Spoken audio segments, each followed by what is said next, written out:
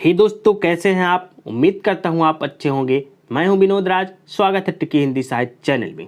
दोस्तों, आज हम कक्षा 12 की जो हिंदी विशिष्ट स्वाति जो कि एमपी बोर्ड द्वारा संचालित है, उसके गद्य खंड के पाठ 2 जो एक वापसी कहानी पर आधारित है, जिसके लेखिका हैं उषा प्रेमदा, उसके आज हम प्रश्नोत्तरों को पढ़ने वाले हैं। उससे पहले यदि आप इस कहानी के सारांश और लेखक परिचय और को न पढ़े हों तो आप उसको देख लें, जिससे आपको प्रश्न उत्तर याद करने की ज़्यादा दिक्कत ना हो। तो आज हम पढ़ेंगे कक्षा 12 की हिंदी विशिष्ट स्वाति गद्य खंड का दूसरा पाठ, वापसी कहानी का प्रश्नोत्तर। उससे पहले यदि आप मेरे चैनल को सब्सक्राइब न किए हो तो सब्सक्राइब कर दें, बेल आइकन प्रेस करें, जिससे आपको आने वाली वीडियो की नोटिफिकेशन मिलते रहिए। लाइक करें, कमेंट्स करें और इस वीडियो को अपने दोस्तों तक शेयर करें। तो चलते पढ़ते हैं। सबसे पहले अति लघु उत्तरीय प्रश्न, जिसमें पहला प्रश्न है, गजाधर बाबू किस नौकरी से रिटायर हुए थे? तो गजाधर बाबू रेलवे की नौकरी से रिटायर हुए थे। दूसरा प्रश्न, परिवार वालों ने गजाधर बाबू के रहने की व्यवस्था कहाँ थी? बहुत इंपॉर्टेंट प्रश्न, ये बहुत ज़्यादा पूछा जाता है। पहले दिन बैठक में कुर्सियों को दीवार से सटाकर बीच में गजाधर बाबू के लिए पतली सी चारपाई डाल दी गई थी। तत्पश्चात पत्नी की कोठरी भंडारगढ़ में उनकी चारपाई डाल दी गई थी। ओके। अगला प्रश्न जो है, गजाधर बाबू ने अपनी नौकरी के 35 वर्ष अकेले क्यों व्यतीत किए? गजाधर बाबू ने अपने परिवार को की बेहतरी तथा बच्चों की उच्च शिक्षा की आस में परिवार से दूर रेलवे क्वार्टर में अकेले 35 वर्षों की लंबी अवधि व्यतीत कर दी। अगला प्रश्न, गजाधर बाबू के लिए मधुर संगीत क्या था? तो उत्तर जो होगा, पटरी पर रेल के पहियों की खटखट गजाधर बाबू के लिए किसी उच्च कोटि के मधुर संगीत की तरह ही था। ओके। गजाधर बाबू के स्वभाव की 2 विशेषताएं बताइए। तो गजाधर बाबू की स्वभाव की विशेषताएं थी, तो वह पहली थी, वे स्नेही व्यक्ति थे तथा स्नेह की आकांक्षा करते थे। दूसरा, वे परिवार के सदस्यों के साथ मनोविनोद करना चाहते थे। कहानी आप पढ़ेंगे तो समझ में आ जाएगा। अगला प्रश्न जो है लघु उत्तरीय प्रश्न है। पहला जो प्रश्न, संसार की दृष्टि में गजाधर बाबू का जीवन किस प्रकार सफल रहा कहा जा सकता है? तो संसार की दृष्टि में गजाधर बाबू का जीवन सफल कहा जा सकता है क्योंकि सफलतापूर्वक 35 वर्ष तक रेलवे की नौकरी करने के पश्चात सम्मान पूर्वक सेवानिवृत्त हुए थे। उनके शहर में एक मकान बनवा दिया था उन्होंने शहर में एक मकान बनवा लिया था। बड़े लड़के अमर और लड़की क्रांति की शादियां कर दी थी। 2 बच्चे ऊंची कक्षाओं में पढ़ रहे थे, इसलिए एक सफल व्यक्तित्व के रूप में जाना जा सकता है। दूसरा जो प्रश्न है, घर जाने की खुशी होने के बाद भी गजाधर बाबू का मन क्यों दुखी था? घर जाकर पत्नी बाल बच्चों के साथ रहने की कल्पना से गजाधर बाबू का मन बहुत खुश था, परंतु 35 वर्ष तक रेलवे के क्वार्टर में रहते हुए वहां के परिचित स्नेह आदरमय सहज संसार से सदैव के लिए नाता टूटने तथा सामान हट जाने से क्वार्टर की कुरूपता को देखकर उनका मन एक विचित्र विषाद दुख का अनुभव कर रहा था।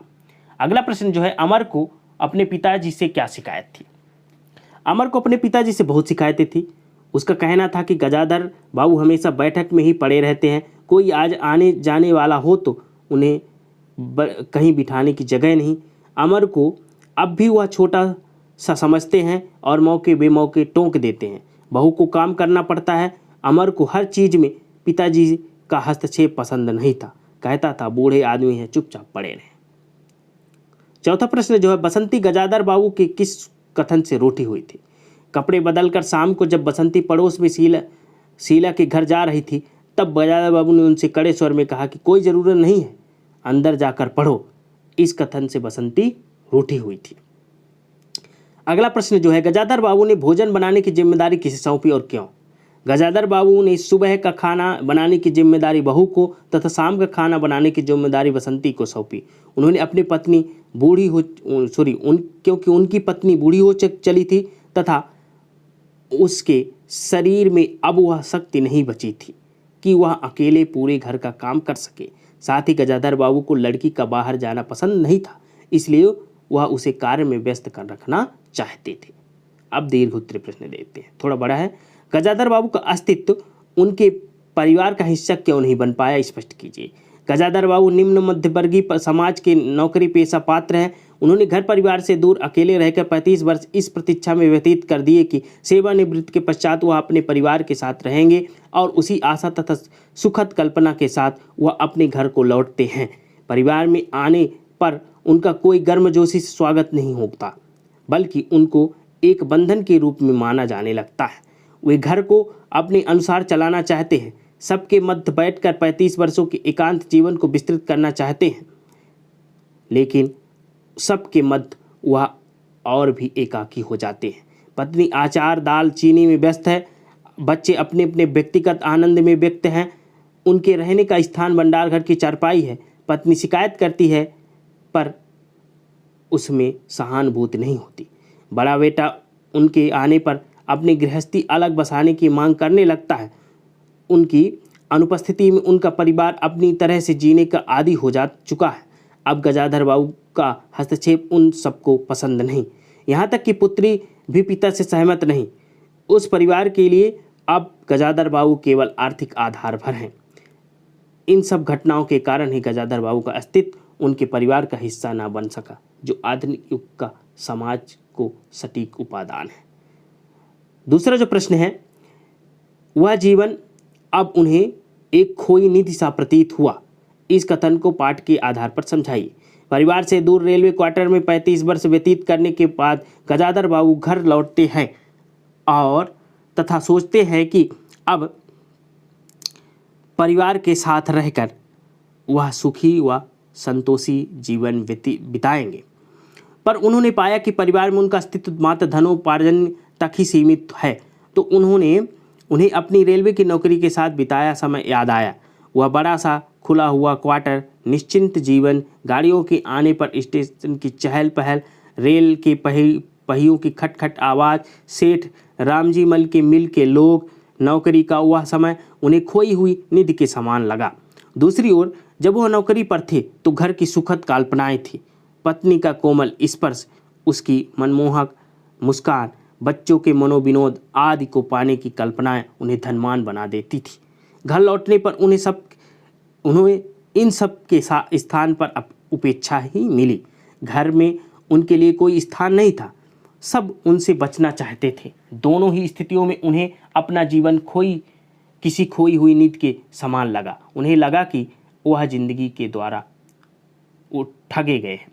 जो कुछ भी उन्होंने चाहा वह उन्हें नहीं मिला। तीसरा प्रश्न है, गजाधर बाबू के घर आने से सबसे पहले घर की क्या स्थिति थी? गजाधर बाबू के आने से पहले उनका बेटा अमर घर का मालिक बनकर रहता था। बहू को कोई रोकने टोकने वाला नहीं था। अमर के दोस्तों का प्रायः यहीं अड्डा जमा रहता था। अंदर से चाय नाश्ता तैयार होकर आता रहता था। बसंती को भी वही अच्छा लगता था। पड़ोस में शीला के घर देर देर तक रहना बसंती की आदत थी। बहू कुछ काम काज करती नहीं थी, सास सारे दिन काम में लगी रहती थी। छोटा बेटा नरेंद्र अपने ही ढंग से जीवन जी रहा था। बाजार का सारा काम नौकर करता था। उनके घर का रहन सहन और खर्च हैसियत से कहीं ज़्यादा था। घर की संपूर्ण स्थिति में धन देने के अतिरिक्त गजाधर बाबू का कोई स्थान नहीं था। ये प्रश्न इंपॉर्टेंट है, ये ज़्यादा पूछा जाता है। अगला प्रश्न जो है, लेखिका ने इस पाठ का शीर्षक वापसी क्यों रखा? इस पर अपने विचार लिखिए। लेखिका उषा प्रेमचंद ने प्रस्तुत कहानी का शीर्षक वापसी सटीक ही रखा है। इसके दो आधार है। पहला आधार है, गजाधर बाबू 35 वर्ष रेलवे क्वार्टर में अकेले रहकर अनेक आत्मीय आशाओं को लेकर वापस घर आते हैं, जो केवल मृग मरीचिकाएं ही सिद्ध होती हैं। यहाँ वापसी एक व्यंग्य व दुखांत घटना बन जाती है। इस वापसी के दुख में सुख में दुख था। दूसरा आधार है, परिवार में रहने पर भी गजाधर बाबू अपरिचित व मेहमान के अस्थायी रूप में रहते थे। उनका जीवन भार बन जाता है, यहाँ तक कि उनकी पत्नी भी उनकी अपेक्षा करती है, आत्मीयता का पूर्ण अभाव दिखाती है। उस समय सेठ रामजी मल की नौकरी की चीनी मिल में लौट जाना भी वापसी है। यह वापसी जीवन की सच्चाई तथा बुढ़ापे की यथार्थता को प्रकट करती है। इस वापसी के दुख में सुख था। उपयुक्त चर्चा से स्पष्ट है कि कहानी की शीर्षक वापसी उचित ही है। अगला प्रश्न है, गजाधर बाबू ने पत्नी के स्वभाव में क्या क्या परिवर्तन देखे? थोड़ा देखिए, पहले पत्नी 2-2 बजे तक आग जलाए बैठी रहती थी। गजाधर बाबू के आते ही रसोई की ओर दौड़ती और गर्म खाना बनाकर देती। सेवानिवृत्त के पश्चात वह पूजा घर से देर से निकलती और रसोई में जाकर बड़बड़ाने लगती थी है। उधर गजाधर बाबू चाय की प्रतीक्षा करते रहते। प्रेमपूर्ण वार्तालाप के बदले अब वह हर समय शिकायतें करती, जिसमें आत्मीयता व सहानुभूति का पूर्ण अभाव होता। पत्नी का कोमल स्पर्श, सुंदरता, मनोविनोद आदि कटाक्ष वाणी में बदल गए थे। जिस नारी का सर्वस्व पति था, वह आज केवल भोजन की थाली समझ सामने रखकर सारे कर्तव्यों से छुट्टी पा जाती है। पत्नी के जीवन का केंद्र नहीं है। उनकी दुनिया घी, चीनी, अचार के डिब्बे हैं। गजाधर बाबू के बोलने पर वह उन्हें न बोलने के लिए टोक देती है। पत्नी के बजाय बच्चों की त्रुटि पर ही भी बच्चों का पक्ष लेकर पति की उपेक्षा व अपमान करती है। बात बात पर झुझला उठती है। पति के साथ नौकरी पर जाने के लिए मना कर देती है। पत्नी के इन परिवर्तनों को देखकर गजाधर बाबू हताश उठते हैं और चीनी मिल में नौकरी करने चले जाते हैं। अगला प्रश्न जो है, अरे नरेंद्र, बाबूजी की चारपाई कमरे से निकाल दे, उसमें चलने तक की जगह नहीं है। इस पंक्ति के माध्यम से लेखिका क्या कहना चाहती है, स्पष्ट कीजिए। घर में अपने अस्तित्व के नकारे जाने का दुख से दुखी होकर गजाधर बाबू पुराने शहर की एक चीनी मिल में नौकरी करने चले जाते हैं। उनके साथ ही उनका सामान भी चला जाता है। उनके अस्तित्व का बोध कराने वाली चारपाई घर पर ही रह जाती है।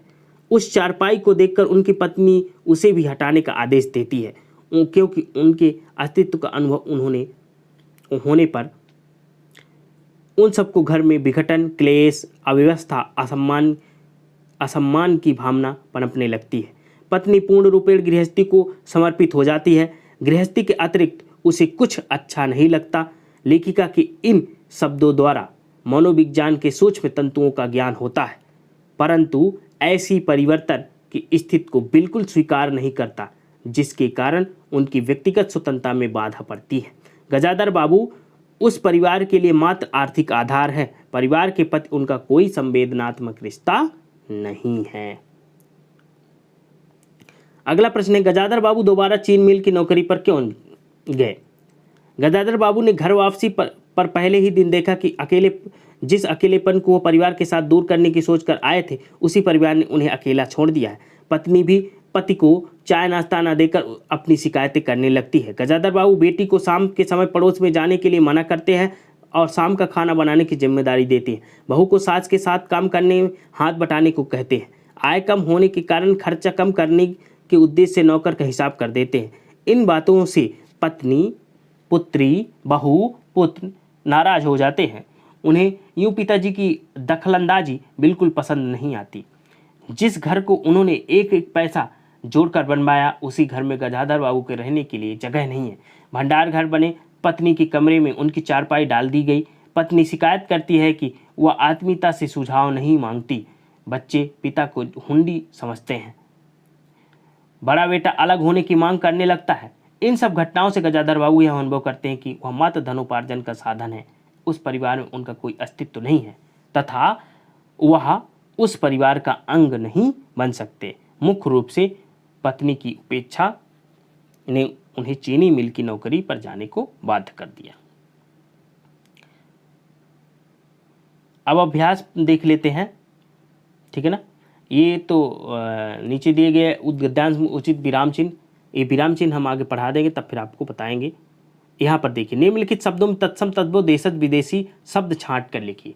तत्सम तद्भव याद करने के ट्रिक मेरे वीडियो में डाला गया है। व्याकरण प्लेलिस्ट का नाम है व्याकरण, हिंदी व्याकरण, ठीक है ना। उसमें आप जाकर के देखेंगे कि तत्सम तद्भव कैसे याद किया जाता है, और बहुत ज़्यादा कंपटीशन में ये पूछा भी जाता है, इसलिए यहाँ पर आप याद करिए। जैसे देखिए तत्सम, ठीक है ना। सबसे पहले वाक से नहीं होगा, वाक से एक विदेशी शब्द है।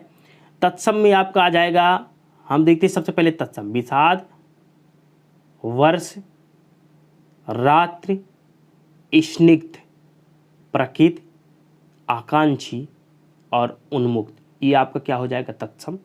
ओके, अब आता है तद्भव। तद्भव में आपका दुहिरी और खिन्नता आ जाएगा।